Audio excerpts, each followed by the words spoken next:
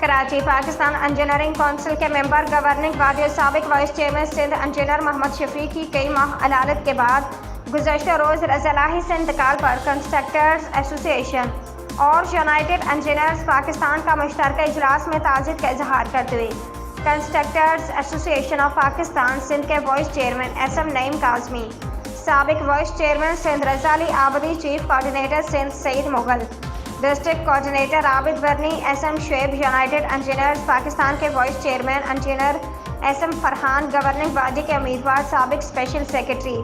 Government of Sindh engineer S M Taha کے علاوہ engineer Syed Muhammad Kamran, engineer Syed Mohtasham Ali, engineer Zia, engineer Naveed اور دیگر ممبران اس موقع پر موجود تھے۔ اللہ تعالیٰ سے دعا کی کہ مرحوم کو جنت الفردوس میں اعلیٰ مقام عطا فرمائے، لواحقین کو صبر جمیل عطا فرمائے۔